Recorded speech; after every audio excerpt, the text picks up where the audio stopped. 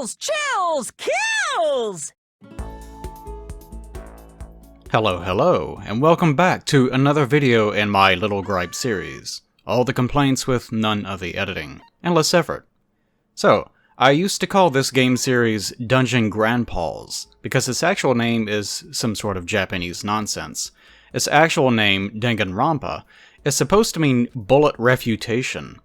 Dungeon Grandpas is a little catchier than bullet refutation. Also, it conjures up some more interesting imagery.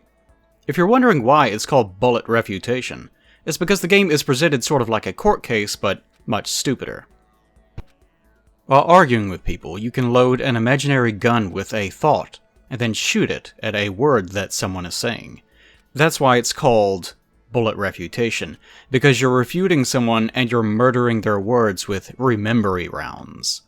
If that sounds blunt, literal, slightly imaginative, but also really stupid, then yeah, that's kind of what this whole game is. I only played this one game.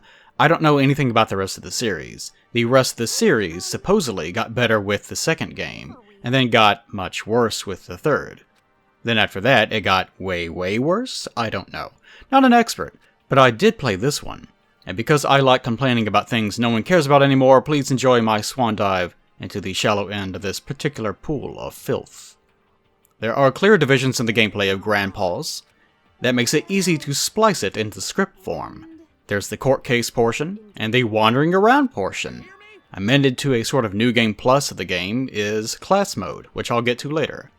There's also the characters themselves that I'd like to go over, so I'll first talk about the premise, then the court case, then go into the characters and my general criticism of the game's format. You'll see why, I promise, probably. Firstly, some pretext. Spoilers! I'll be going over everything, so if you care, you care. If you don't, either you already know, or you don't. If you don't care and don't know, I can't promise you will care, or that you will know what I'm saying once I say it. If you care and don't know, why are you still here? If you care and know, maybe you're already angry. Then again, you're probably already a Danganronpa fan if that's the case, so you're probably immune to anything I could say about it. Or extremely vulnerable.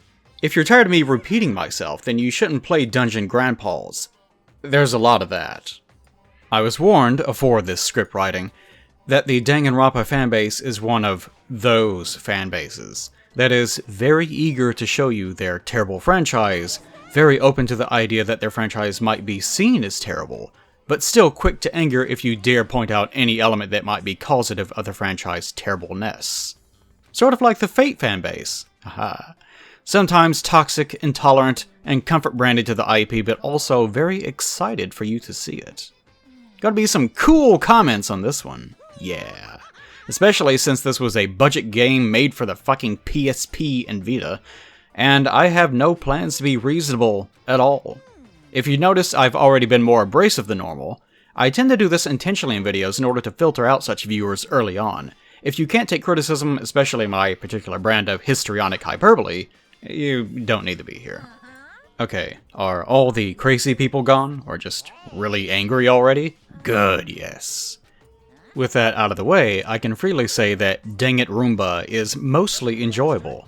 I have a lot of criticisms of this little PSP game, but if I didn't like it in some way, I wouldn't be talking about it. And I certainly wouldn't have beaten both its base game and completed the class mode. As I promised, I'll first talk about its general premise. I am behooved to mention that this is a visual novel. While there technically is an alternate ending, you get it by choosing a single text option with maybe a good 15% left in the game. It even loops you back to the decision to force you into making the real decision. Point being, it's a very linear game. It's on rails. There's almost no wiggling allowed while you're in the train car. The only replay value you might get out of the base game is just noticing small hints at motivation or character. Anything else you may have missed, you can just get out of the class mode. Yet strangely, it's also somewhat formatted like a dating sim. I don't mean this literally, of course. You're being murdered. Which makes it a little more tolerable than dating. But between the A to Biification of the main story, the only thing you're actually allowed to do is talk to other students. The more you speak to them, the more they like you. Giving them guns, ancient artifacts, or coffee you found in a vending machine also makes them like you a little bit more.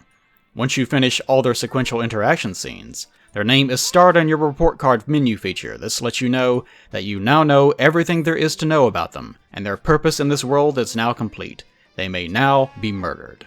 Which is great news, because some of them get murdered so quickly that they only get 2 interactions. As the story is linear, they're going to be murdered whether you know anything about them or not. And as you might now guess, it is not even possible to get to know all the students in one playthrough. As you can see, while there's some wiggling allowed on the train car, you still can't even move out of your seat. The story itself is about a bunch of students, probably way too many characters for this kind of game, waking up in a school that they can't escape from, and then being encouraged to murder one another.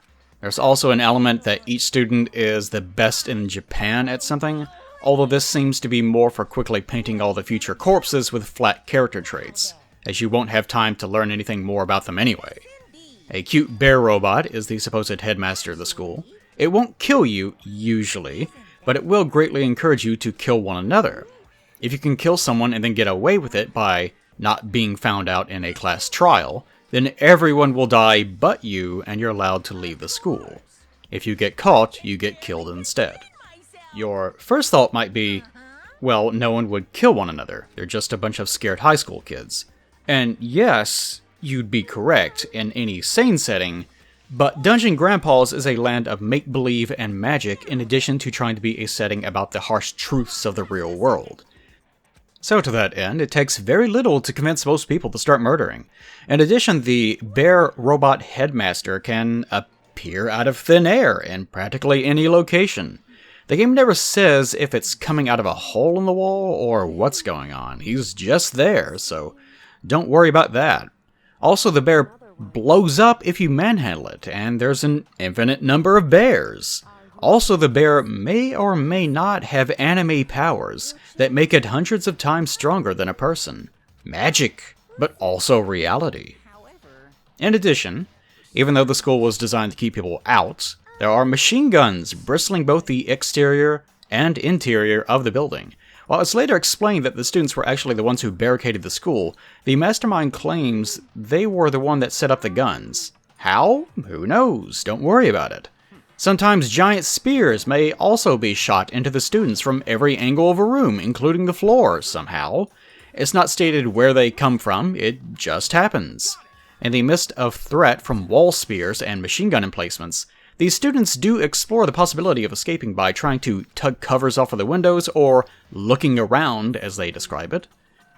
The bear humors this, but no one just thinks to knock a hole in the drywall and leave that way. They're also given some tools, but no one ever tries to use them to disassemble any barriers. Unless the students find a door labeled exit that is already open, escape is just too hard, so they may as well murder another teenager instead and hope the robotic murder bear keeps its word.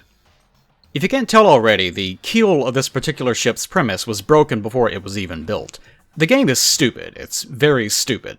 The concept makes no sense, the backstory makes no sense, the character motivations make no sense, the murder cases make no sense, and the setting itself makes no sense. It is a clusterfuck of ridiculous ideas that demand you take them seriously, while making no attempt to have any literary decorum.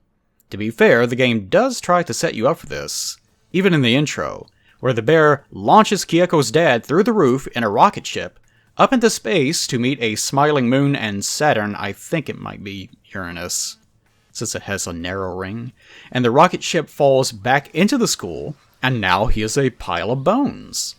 It's as though the game is asking if you're ready for some stupid shit.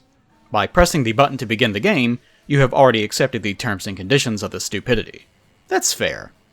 It does, however, make it nearly impossible to track the internal logic of a game that is entirely about solving murders.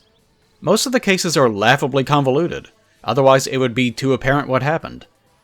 Something to consider, though, is that while following the game's story, especially one this linear, it's possible to pull the player out of the experience by frustrating them. This is especially true for a story that hinges on logic and interpreting character motivations.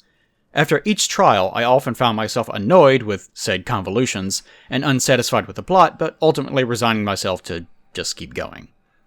This kind of frustration reminds me of actual murder mystery novels. Most of the fun of these stories is trying to figure out who did it, why it was done, and how it was done before the characters do. This is true of film as well, murder or not.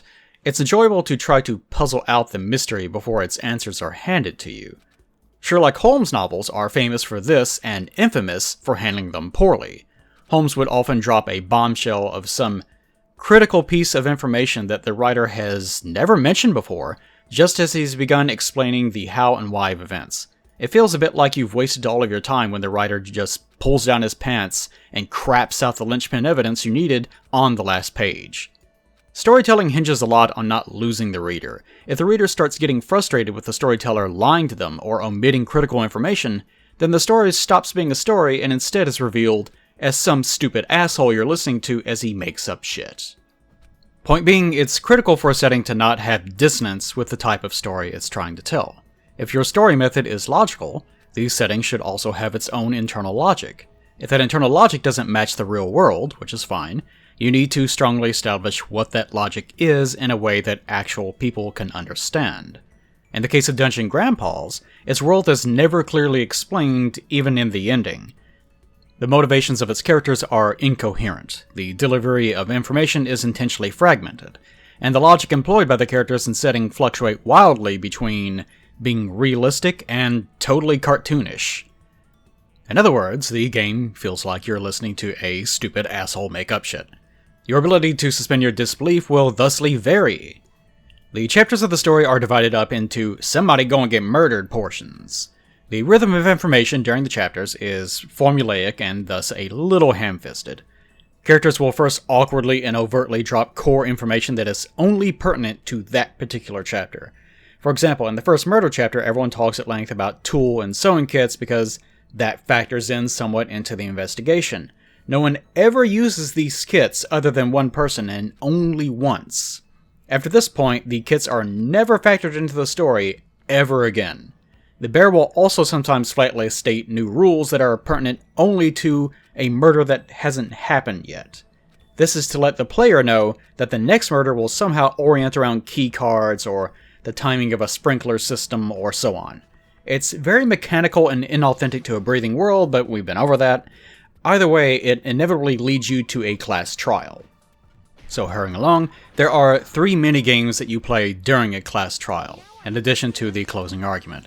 The first is the non-stop debate portion. Characters talk while superfluous dialogue flies around the screen trying to distract you. The eponymous grandpawing of dungeons also happens here, as you load an idea into your thought gun and expel it from your mouth to murder other people's collateral wordsmithing. The dialogue repeats indefinitely within the constraints of a large window of time. Sometimes, what bullet the game wants you to use on what bit of dialogue is clear. Other times, you'll need to go through everyone's dialogue several times to make sense out of what it is that the game wants out of you. Sometimes you'll need to absorb people's words into new bullets. It's basically like objecting in a Phoenix Wright game, but with more confusion. Since it's mainly this minigame that seems to give the whole series its name, it seems pretty important. I'll linger on it. The problem I have with this game is the same general problem I have with all the minigames: gamifying conversation.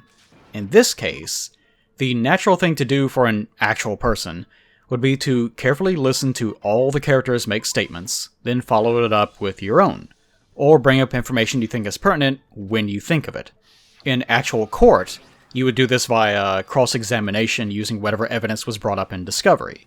In a sudden court trial being held by children who are just screeching at each other using evidence that seems to be presented as photographs sometimes, even though them not having a camera is a plot point, and other times it is just hearsay with no proof, it turns into a giant clusterfuck.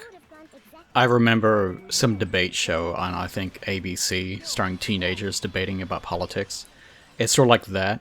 One time I heard a girl accidentally invent the concept of communism without realizing she did, as the crowd groaned in agony. It was amazing. It would feel more natural to hear someone and then look over their statements before objecting to them. But in Roomba, it's a sandstorm of words you're trying to read while sorting through bullets and targets. As a result, you might find yourself not even listening to anything that's being said and instead focusing on how the game wants you to interpret the mechanics of the gamified version of the discussion that you're having. It's more of a mess than it needs to be, and that's mainly because it's trying to stylize everything. If your argument is then, but bullets, then I offer you my counter-argument. I don't give a shit about their stupid bullet theme. Maybe don't name your series Dungeon Grandpas. Silly. For example, there's a point in the first trial in which it becomes clear 2 weapons were involved. A sword in a cheaply colored gold sheath, and a kitchen knife. It's brought up that the victim had a broken wrist covered in gold dust. She sure did. Hero then declares it is time to solve the case, and a non-stop debate immediately begins. For some reason. It's not clear what's going on, a debate just starts. The characters reiterate the idea that the victim was struck by the sword, breaking her wrist. What this actually means is that at some point the sheath was used to hit her arm hard enough to break it, or that her wrist was already broken when she fell and or made contact with the sheath. Maybe even before. But the plot knows her arm was broken this way, so everyone just assumes correctly that this is the case. Whatever. The solution during the minigame is to target Hero's statement of sword-based sneak attack with a bullet reading replica sword sheath. The logic these two hold together is tenuous, as it could be interpreted any number of ways, but again, the plot wants to go somewhere and we're along for the ride. This results in your character talking about how the sword sheath had been scratched, as though a kitchen knife had been used on it. Then everyone assumes that it would be impossible for someone to attack with the sheath on, for some reason, while also assuming it would be impossible for the victim to use a knife against someone who was still holding the sheath. Again, for some reason. The plot isn't concerned about logic or proving things, it's concerned about skipping to the next scene. Ignoring all the assumptions and circumstantial evidence going on there, point being, the actual non-stop debate began with no context for what you were supposed to be objecting to. It isn't until you actually beat the sequence that you get enough context to realize what it was supposed to be about, the order of events and the ownership of each weapon. There was no setup for what the argument was going to be. As a result, there's no context for what was now happening and what evidence you would be allowed to discuss. You see, the player at this point probably has already figured out that the knife was used on the sheath because the game pointed it out much earlier during the evidence gathering. But because the game is taking a circuitous route to that evidence, it's never clear when you're going to be allowed to mention it. The game does this all the time. You might have evidence ahead of time that invalidates a discussion entirely, but because of the structure of the writing, you're prevented from discussing or thinking about it. It's a bit like telling someone to go to the store to pick up bread, but they have to take specific detour roads when their GPS tells them to, even though they know the shortest path there already. That was a long example and not really a big deal in context of the trial itself. But that sort of minor problem happens all the time during the trials. Hopefully you can see what caused it. The story needed to transition from the concept of the victim was attacked to the attacker was also the victim. That's what the sequence actually was, a transitional element. But the evidence and statements provided don't set that up, because if it did, you'd be railroaded into the solution too easily, and that is the core problem with gamifying discussion like this. Consider if Hefumi had instead said, I'm gonna get these voices wrong, Oh, I see. So the sword broke her wrist. But why would someone attack with the sheath and not the sword itself? And then maybe Hero could stupidly say, I've got it, the victim was using the sword. Right? If that had happened, sorry about the voices by the way, then you'd have a setup to a game sequence about clearing up the order of events and who had what. You would then use the knife cut as evidence. So why doesn't the game do this? 1, probably some translation issues here and there, depending on the circumstance. 2, I think the main reason why the game doesn't organize its own thoughts well is because it's trying to obfuscate information in order to make clear events more difficult to analyze for a video game sequence. And so we end up with a clusterfuck of non-sequitur statements and meandering logic. Sorry for the length of that, but it's probably the biggest core problem with the game, as minor as it is. The second of the trial games, Hangman's Gambit, I almost want to say Gamebit for some reason, has almost the same problem. Like non-stop debate, it tries to gamify ordinary discussion. In this case, it takes a word that's very loosely connected with whatever you're talking about, and removes some of its letters. Then have to spell the word, and that allows you to proceed with the railroaded story. I shouldn't need to go into much of an explanation for this, but the game has nothing to do with anything. It's just a flimsy attempt to try to make a game out of talking to another person. It's just stupid bullshit to waste your time.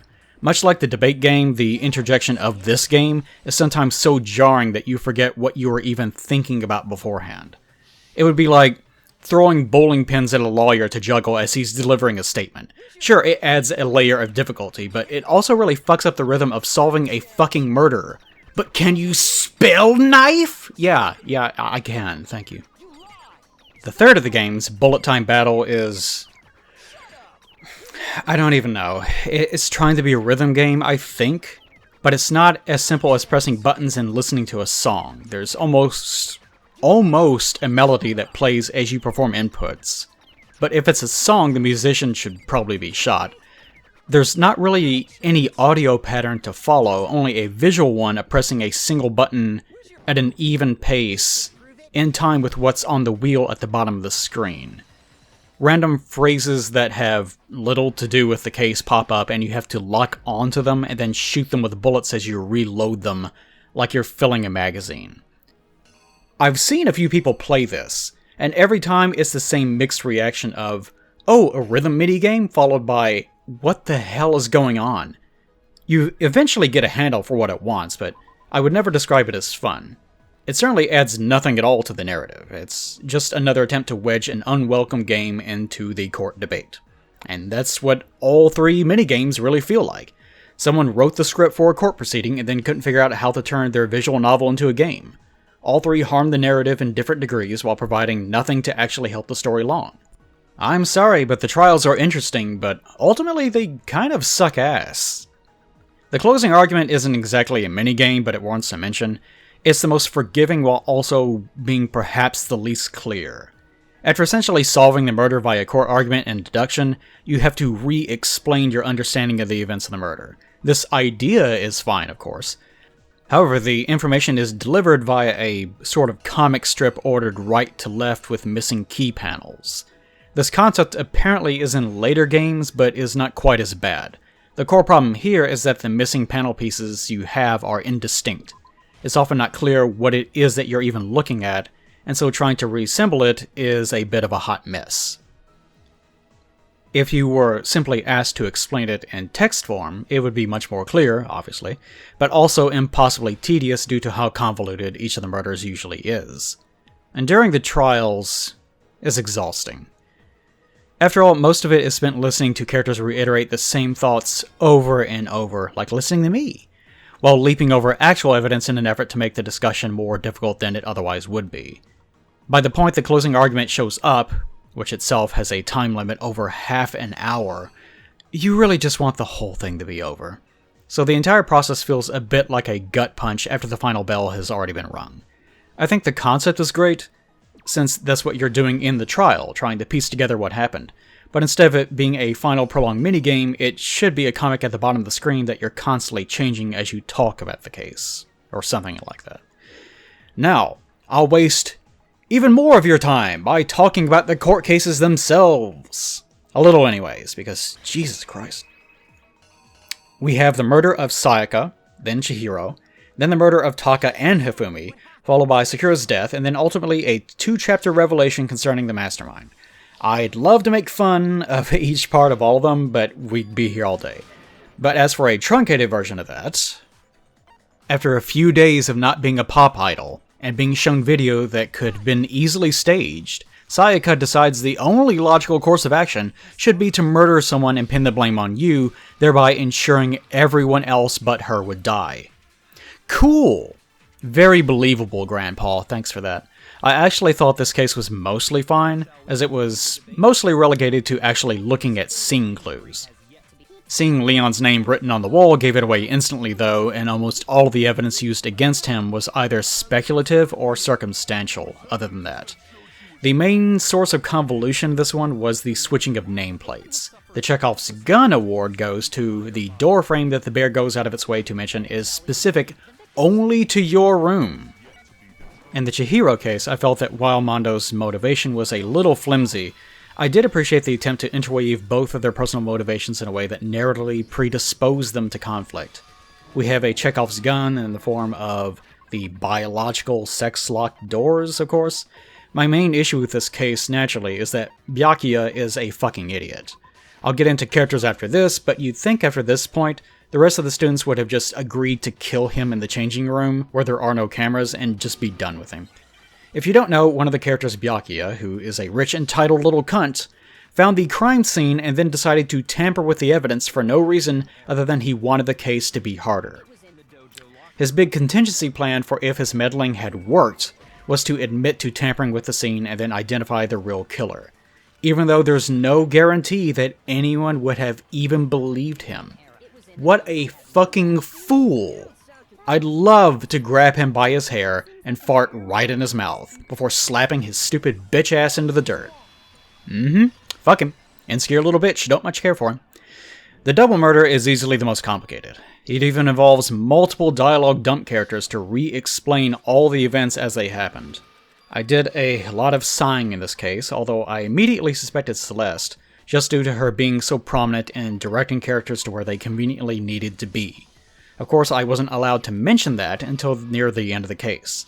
This is probably the least satisfying of the cases just due to how stupid the order of events was, in combination with how little the case focused on actual evidence. Most of it was speculative and hinged on a few minor details.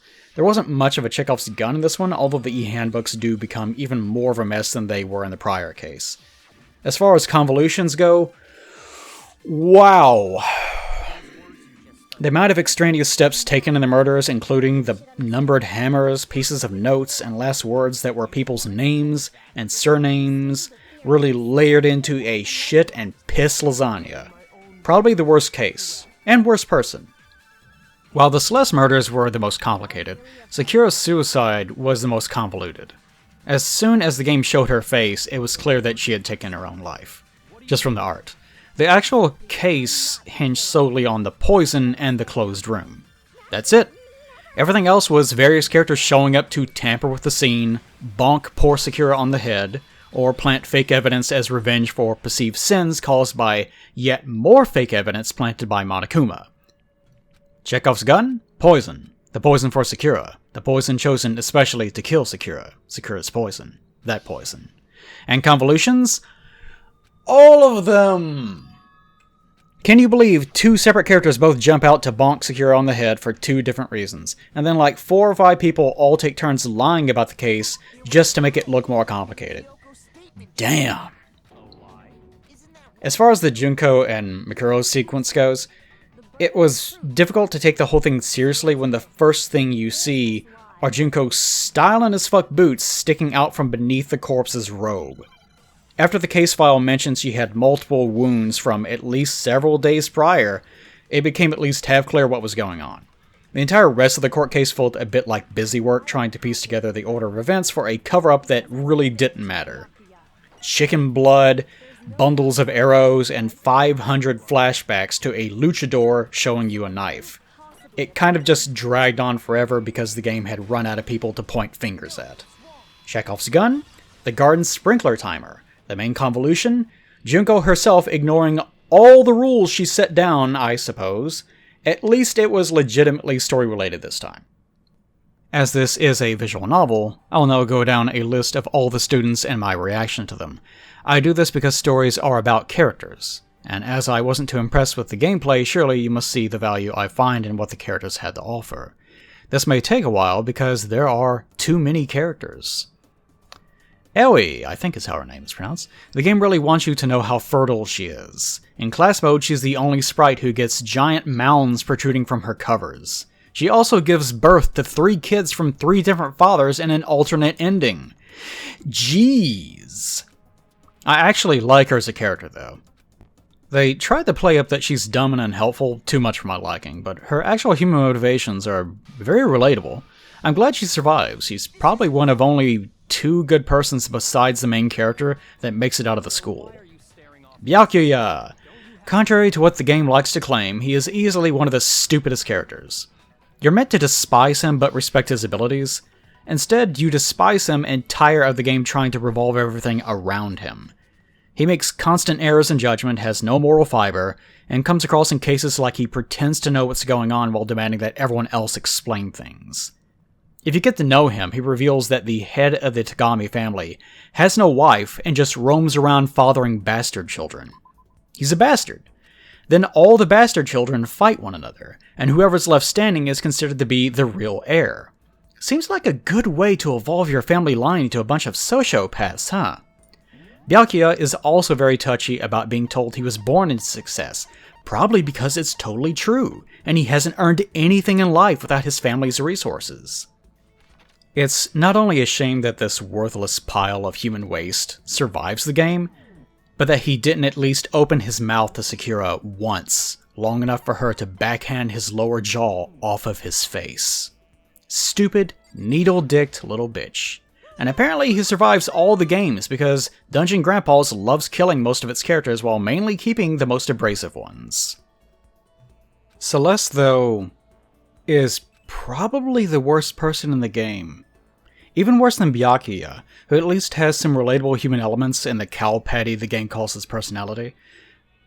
Celeste's only motivation is to be wealthy and to have a harem of boys to help her play out her pathetic fantasy of being some sort of globa alpha female. There's never any hint of anything in her free time or ticket dates that suggests there's anything more to her than that. She's just an entitled liar who's used to everything going her way, with no human ambition beyond her own personal fulfillment at the cost of everyone else's. Also, her name reveal during the murder trial is pretty stupid. Yasuhiro is also her name, just her last name? Like, really? Fuck off, video game. Chihiro, I felt like I didn't really get to know much at all. First, to get this out of the way, I'm not sure what his or her personal identity is, because I don't believe the game knows either. From what I gather, he identified as male, but didn't want anyone to know it, so I'll just roll with he, I guess. The only thing we really learned about Chihiro is this flat representation that he's a very delicate and gentle person who struggles with the idea of being weak. That's somewhat relatable, but his murder is so early that you don't get much more than that.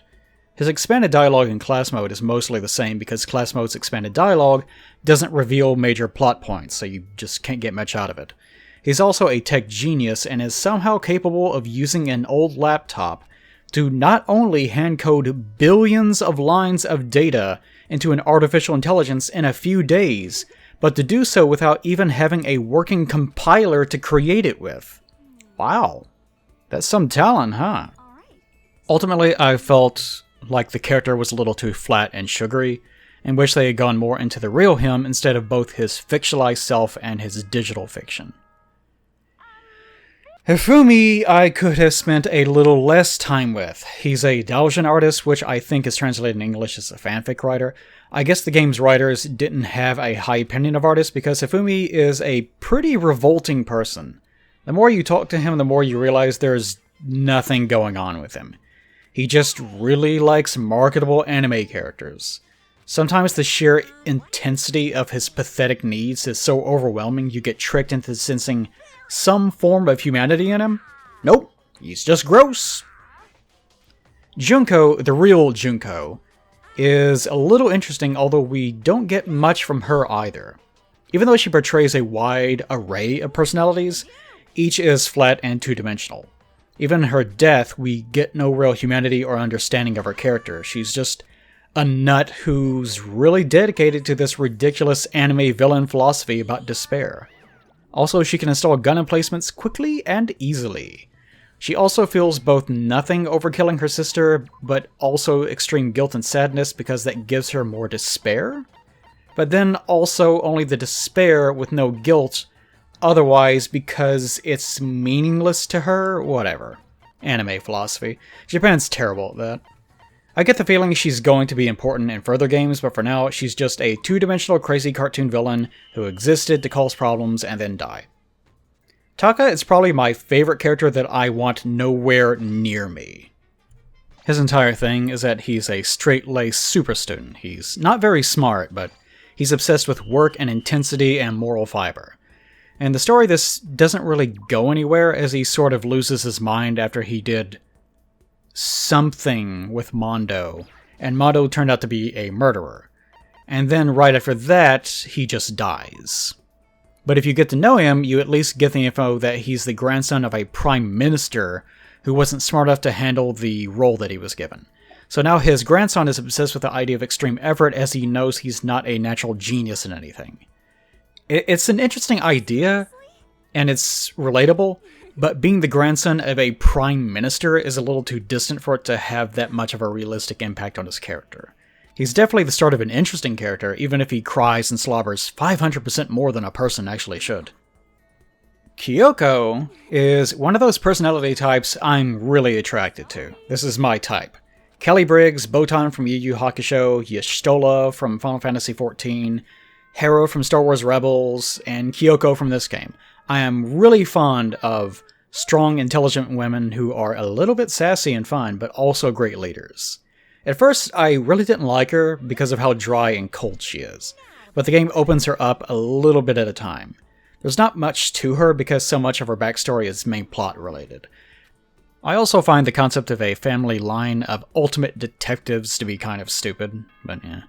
Her daddy issues are a little bit out of control, but I'm glad she survived. Pick a hair color, woman. Leon is a shithead. His personality combined with how little time you get with the character doesn't do him any favors. The most humanizing element of his character is learning that despite hating baseball, supposedly he secretly wants to go back to playing it because he really likes being around friends and he's good at it. But he doesn't want to practice. Because we talking about practice. Not a game, practice. Which I guess is your final tip-off that even as you see into his true character, he's still a selfish shithead who will totally stab a teen idol to death instead of waking everyone up to mention he almost got murdered. Makoto himself, the main character, is kind of a little turd, isn't he? He is the main character and supposedly just really average, but he's probably the second or third smartest person in the school. He also doesn't know what a first-person shooter is, even though he's just your average teen. I don't think he's average so much as he's just a boring little pube who's good at nitpicking details. Supposedly his sister is great, though. I saw this Daojin once. Anyways. Mondo is kind of a terrible person, but a good character. The crux of his backstory is that he was the younger, less talented brother of the real legendary leader of this gang. He was so jealous and capable in comparison that he got reckless. This led to his brother's accidental death, which he now blames himself for. Now he has a weakness disorder and feels compelled to project this image of being a powerful leader wherever he goes. Basically, he has a massive male inferiority complex and needs to start fights and terrify people to compensate for his own insecurity and self-loathing. Also, there might be a homoerotic undertone in the story. I'm legitimately not sure, because that would also play into his theme of trying to live his brother's life instead of his own life. Either way, he ends up picking on people he thinks of as weak, while also refusing to fight or upset women, even Sakura, despite the fact that she could easily break him like a Kit Kat bar. There's a lot going on with this kid, but ultimately he's a coward and a hypocrite who tries to abide by his brother's moral code but can't even live up to that. Legitimately one of the better characters, although they didn't really explore him as deeply as they could. Now, Mikuro, the 16th student, obviously is the student we see the least of, since when we do see her alive, she's pretending to be Junko. I think the idea of her being the ultimate soldier sounds ridiculous and doesn't really factor into her story at all. She could have just been the ultimate impersonator or the ultimate makeup artist or whatever, and it wouldn't have mattered. I think they went with Soldier just to add an extra element to the investigation since she had older wounds, I guess. She is my favorite character to talk to in class mode, though, since she has a lot of slip-ups in her dialogue that point to her having interests she shouldn't have and being very confused and frustrated about the role she's playing. If you make it out of the school with her, she's terrified of the secret she's keeping, but at least wants to stay with you, the player, because it makes her feel authentic for once. She's a very sad character, and beneath all the lies, I think they did a good job of pointing to her being her own confused, frustrated, and weak person who was just trying to please her sister. It does make me wonder if both of them had some sort of chemical deficiency in their biology that made them unable to find happiness. But that doesn't sound like something Grandpa would write, so forget it. Sakura rules! I get the insensitive joke that she looks like a male Street Fighter character, but she's dressed up in a schoolgirl's outfit. Haha, funny joke. Even though it wears thin quickly, you stop noticing it entirely because her actual personality is pretty radical. I won't pretend she's a particularly deep character. She's still pretty two-dimensional, but her drive is at least relatable. Her backstory involves her having fallen in love with the only opponent she can't beat, who gave her the title by default after he became severely ill and could no longer fight. That's a compelling idea, and one I wish they'd been able to explore. I think she probably could have pulled one of those window hatches off, if she really wanted to. I'm pretty sure she could tear a steel beam in two, or just hold all the students together like a telephone book and just tear them all in half. She big. Sayaka, on the other hand, I totally forget exists anytime I recall the characters. There's just nothing to her. I understand she fits into both the Japanese idol trope and the childhood friend trope, but I don't care about those tropes. She also dies very quickly, so you never get any real character out of her. The only thing that seems to hint at any real depth is the brief moments where she seems to recall some horrible things she had to do to enter the industry in the first place. But it's never gone into, and her motivation for becoming an idol in the first place is pretty weak. She honestly seems more unstable than Toko, which is saying something. Toko is a character a lot of people despise for obvious reasons. Toko herself is weird, stinky, and gross. Worst of all, she's obsessed with Byakuya, who is a human trash can. Her other half, Genocide Jill or Jack or whatever, is a literal murderer. I'm not really sure why the writers created this person, other than to try to have a flimsy red herring character to wander into any criminal investigation that they needed. But I also never got the impression at any point that she was actually responsible for any of them, even during Chihiro's murder, since it was just too obvious. So this entire element to her character went nowhere for me. I do sort of like Toko, though, because it's apparent from her backstory that her history of extreme social paralysis, bullying, abuse, and self-loathing is what created Jack in the first place.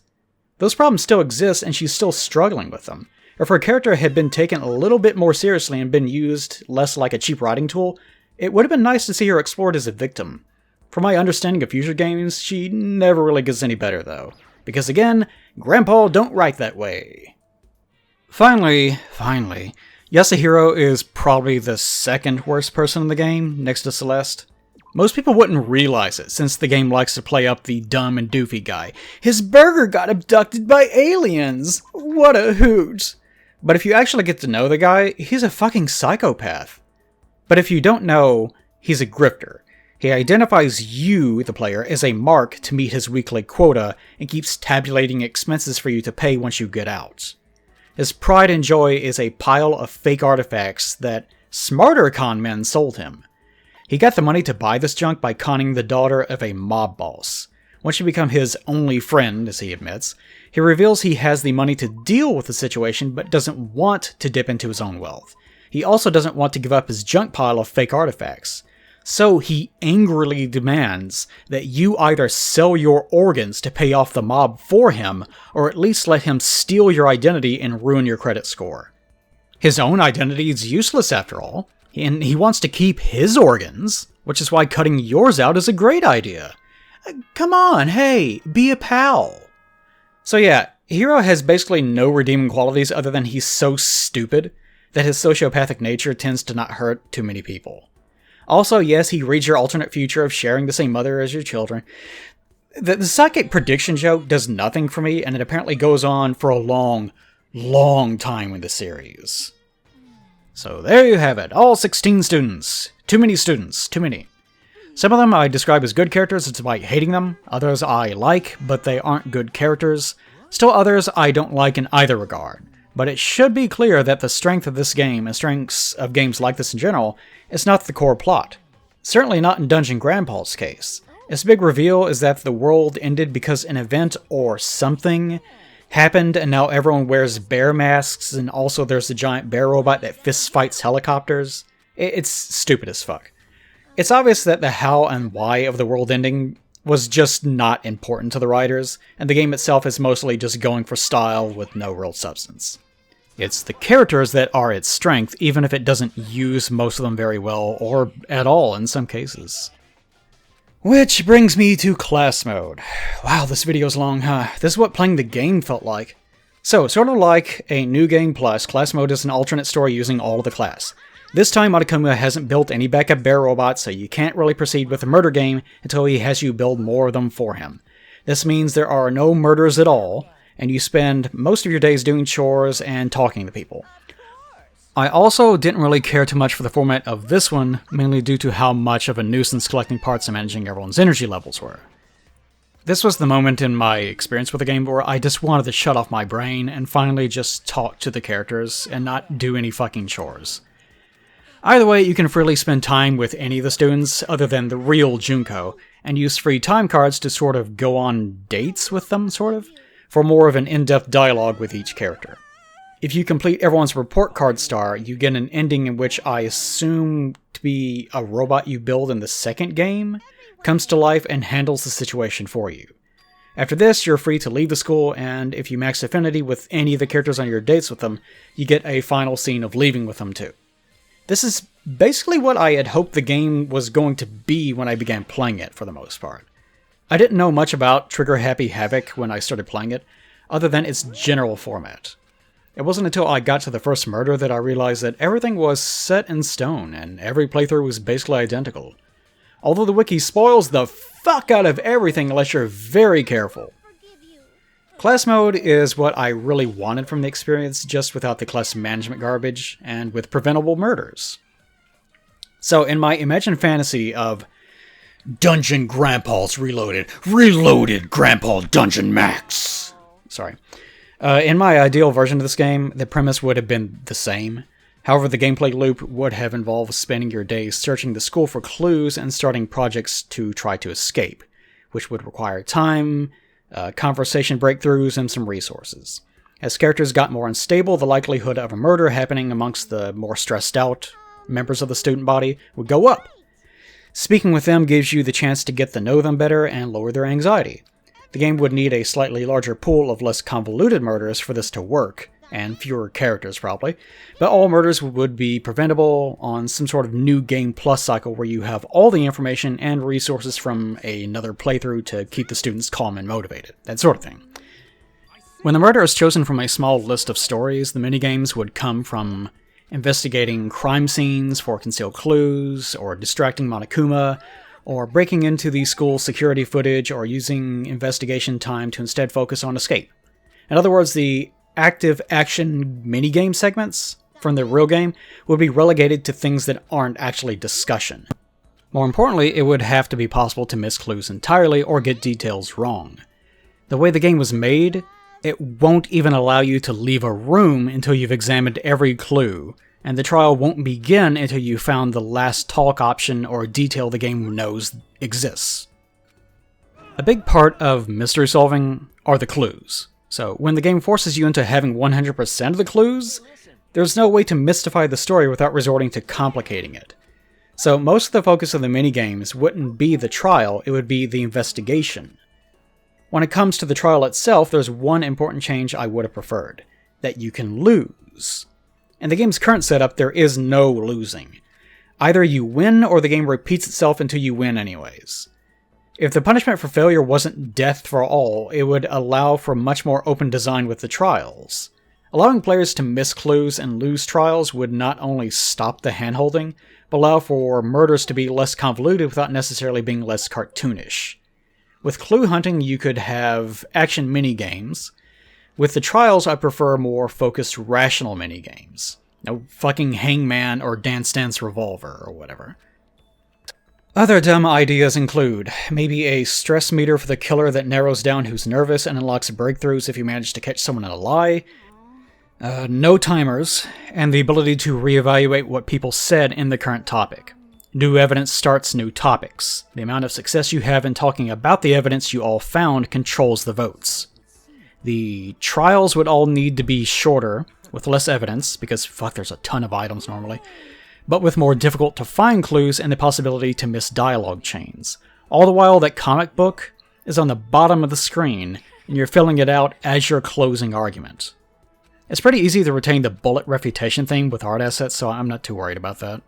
Anyway, it's hard to imagine all this because it would require a totally different approach to how the game was written. The murder cases in the game would make no sense if the design was structured like this. So that's fine, I get it. It was a game made with little money to be released on the dead man walking systems of PSP and Vita, so it makes sense that it turned out to be a, quote, mere 8 out of 10 or whatever. So That's what I'd like to see from a game like this, if that were possible. Keep it cartoonish, but also have the cases and people stay grounded. Gameplay would be scripted, but not as linear. Most importantly, though, character interactions, and not the hour-long setup for complicated murders that we got. So much time is wasted in the game, setting up ridiculous details of the environment and timeline just so a convoluted murder can happen, that there's no time left for just getting to know anyone. I'm not sure what the actual values are, but the game feels like it's 20% narrative setup for the trial, 20% investigation, 50% trials, and 10% being allowed to talk to people. Probably less than that. I'd rather it be like 30% talking to people. Not much, but woof. Regardless of your opinions on that, you can see my general perspective on Old Grandpa. It's a rigid story without much to say, because it's focused so heavily on stylizing itself. But in the process of doing that, sometimes it stumbles into some interesting moments. It has some interesting characters, some really terrible characters, but mostly just half-realized ones. Its tone seems to delight in cynicism to the point that you mentally clock out of anything in the story actually mattering. Sayaka's death might be the most unsettling, because by the time you get to Junko, you probably have started to see the characters more as toys you want to see survive a house fire. But again, with the budget and time that they were working with for a new IP, the game came together surprisingly well. I'll go ahead and play the second one now, which I think takes place on an island. I already may have gotten spoiled on some parts of it. I mean, Class Mode just tells you that they build a rabbit robot representing hope in the sequel. The series doesn't seem to care too much about spoiling itself. I also think Junko may have turned herself into an AI before she died based on the ending, but I'm not really certain. Okay, well, my voice is tired. Also, if you could date the characters for realsies, I wouldn't object to it. I wouldn't object none. I mean, I was alive in the late 90s. There were a lot of dating games floating around the internet back then. Have you seen Paradise City? Anyway, hope you enjoyed the video. Get off my lawn, you damn kids. Dungeon Grandpa out.